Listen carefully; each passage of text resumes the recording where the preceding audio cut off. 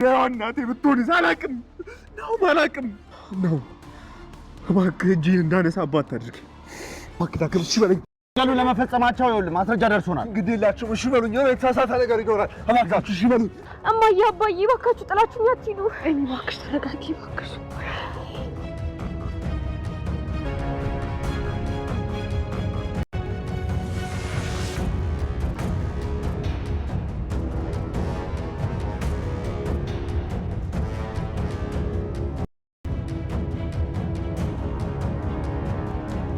ብዙዎቻችን ያስገረመው ብዙዎቻችን ያሳዘነው ደግ ሰውዬ ለቤተሰቡ ሳይሆን ለሌላ ሰው የሚተርፍ መልካሙ ሰውዬ አቶ ላይኩን ሳያስቡት ወንጀለኛ ሆኖ እጅግ ያሳዝናል። እስከ መቼ የእግር እሳት የህሊና ጸጸት እንቅልፍ አሳጥቶ ሰላም የሚያሳጣቸው የአቶ ተሰንበቱ መገደል ነው። አቶ ሰንበቱን እንግዲህ አቶ ላይኩን ገደልኩት ብሎ በጸጸት እየተገረፈና በጸጸት እየተጎዳ ነበረ። በስተመጨረሻም አምራ ይሄን ቤት አፈራርሸው ብትንትኑ ነው ማወጣው እኔ አምራ አይደለሁም ማን እንደሆንኩ አሳያችኋለች እያለች የፎከረችው አምራ እሷም ራሱ ትመሰክራለች። ፈራረሰ፣ በታተንኩት፣ ሰላማቸውን አሳጣሁት ስለው መልሰው ስብስብ፣ መልሰው ሰላም፣ መልሰው ፍቅር የሚሆኑት ኮንክሪት የሆነ ቤተሰብ መቼ ነው ብትንትናቸውን ማወጣው? አሁን ግን ሰላማቸውን ሳይሆን የነሱን ኑሮ ሁሉ ነው ማናጋው።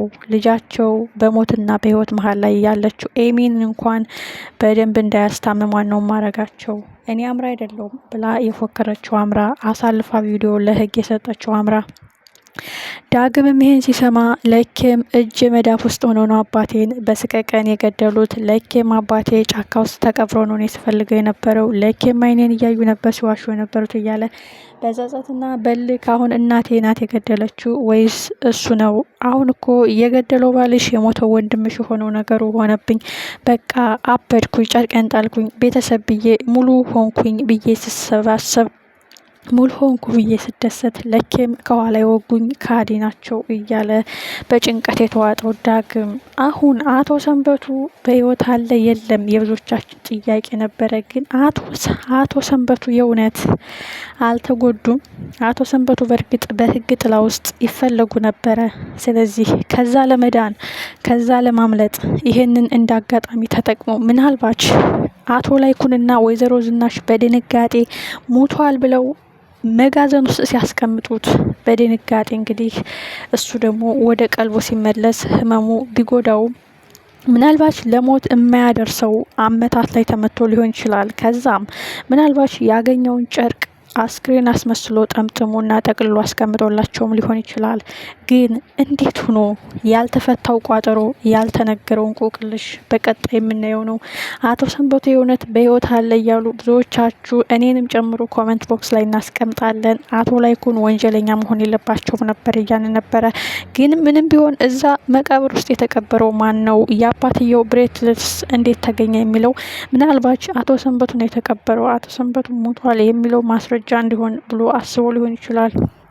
እጅግ አጓጊና እጅግ ልብ አንጠልጣይ የሆነው ዳግም ይሄን ሲሰማ ለኬም የካዲ ቤተሰብና ዘራፊ ቤተሰብ ነፍሰ ገዳይ ቤተሰብ ውስጥ ነበር ያለሁት፣ ሙሉ ሆንኩ፣ ቤተሰብ አገኘው፣ ደስተኛ ሆንኩ ስል ለኬም ከኋላ እየገዘገዙኝና እስከመሞት እየጠበቁ ነበር እያለ በእንባ ታጅቦ ብዙዎቻችን አስለቅሷል። አቶ ላይኩን ይህን የመሰለ መልካም ይህን የመሰለ ደግ አባት እንደዚህ መሆን የለባቸውም። ወንጀለኛ ሆነው መታሰር የለባቸውም። በተለይ ኤሚን የቤታቸው ድምቀት የሆነችው ብቸኛ ሴት ልጃቸው በካንሰር መታመሟን ተከትሎ ከባድ ጭንቀት ውስጥ ሆኖ የአቶ ሰንበቱ ደግሞ የዳግም አባት አለመሆኑ በዲኤንኤ ሲመረመር የእውነት ሰንበቱ አልሞተምን? እንዴትስ ሊሆን ቻለ? ሰንበቱ የዳግም አባት ካልሆነ የእውነት የዳግም አባት ላይኩን ነው ተብሎም ሲመረመር ላይኩንም አይደለም። ስለዚህ እዛ መቃብር ውስጥ የቀበር ነው ማንን ነው? የህሊና ጸጸት፣ ሰላም የሚያሳጣ እንቅልፍ የሚነሳ ጸጸት ውስጥ ገቡ። በስተመጨረሻም አምራ እንደፎከረች ያን ቪዲዮ ሰጠች። ቀን ሲጥል ቀን ያነሳል። አንዳንድ ጊዜ በህይወታችን የሚገጥሙን ሁኔታዎች፣ አጋጣሚዎች መጥፎውንም ደስታውንም ይዘውልን ይመጣሉ። ምናልባት አምራ ያንን ቪዲዮ ለህግ አሳልፋ መስጠቷና ለዳግም መናገሯ አጋጣሚው እንደ ጥሩ ሁኔታ ይፈጠር ይሆን?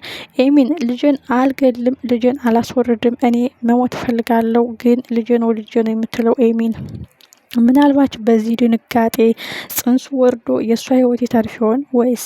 ሁሉም ደንግጠዋል። አቶ ሰንበቱ የእውነት ከኋላ እየተከታተለ የልጁን ሁኔታ እየተከታተለ የአቶ ላይኩን ሁኔታ እየተከታተለ አሁን ግን ያለ ጥፋታቸው ወንጀለኛ ሊባሉ ነው መሆኑን ሲያውቅ ከእግር እየተከታተላቸው ነበር ማለት ነው። ስለዚህ አለው በህይወት ብሎ ፊት ለፊት መምጣቱ የተቀነባበረ የእሱ ጥፋትና የእሱ ወንጀል እንደሆነ ያስረዳል።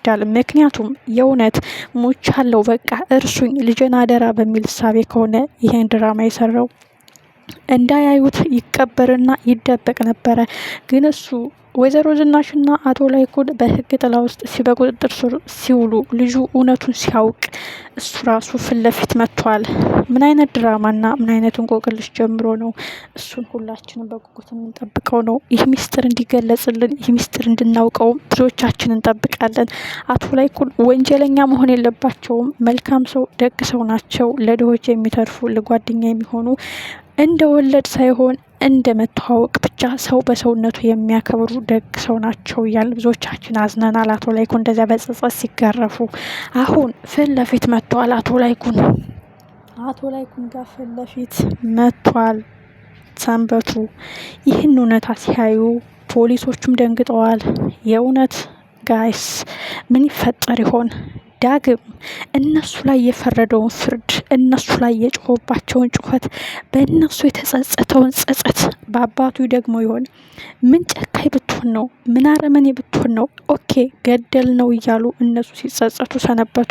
እኔ ደግሞ አባቴ ሞቶ ነው እንጂ የታለ ብዬ እንባ ሳነባ ደም ስተፋ ቆየው። ቆይ እንዴት አስቻለህ አባቴ? ምንም ህግ ቢጠብቅህ፣ ምንም ህግ ቢሰፈልግህ፣ ምንም ህግ ቢያሳድድህ እንዴት ከኔ ትደበቃለህ? እንዴት አስቻለህ አባቴ ብሎ ከአባቱ ጋር ፍጥጫ ይገጥም ይሆን? አቶ ላይኩንና ወይዘሮ ዝናሽንስ የእውነት አድርጋችሁት ቢሆን አደረግ ነው ብላችሁን የቀበራችሁት የእውነት ሞቶ ቢሆን እኮ እውነታው ይሄ ነው። ደብቃችሁ ነበረ። እጅግ አጓጊ፣ እጅግ ልብ አንጠልጣይ ግብ የሚፈጠርበት ሁሉም ደርቀው ቀርተዋል። በዚህ አጋጣሚ ምናልባት መልካም ነገር ይፈጠራል ብለን የምናስበው ኤሚን ልጅን አይኔ እያየ አላስወርድም ብላ ብታለቅስም ብትጨነቅም በድንጋጤ ራሷን ስታ ልጇ ምናልባት ጥሩ ባይሆንም ለራሷን ለማትረፍ ህይወቷን ለመታደግ ቢሆንም በዚህ ስበብ ሊወርድ ይችላል የሚል ግምት አለኝ። እና ወዶችዬ አቶ ላይኩን ነጻ ስለወጡ አቶ ላይኩን የእውነት ሰው ገደልኩ የልጁን አባት ቀበርኩ እያሉ ከሚገረፉ ከጸጸት ስለዳኑ እኔ በግሌ በጣም ደስ ብሎኛል። ቀጣይ ክፍልስ ምን ይፈጠራል? ሁላችንም በጉጉት እንጠብቀዋለን።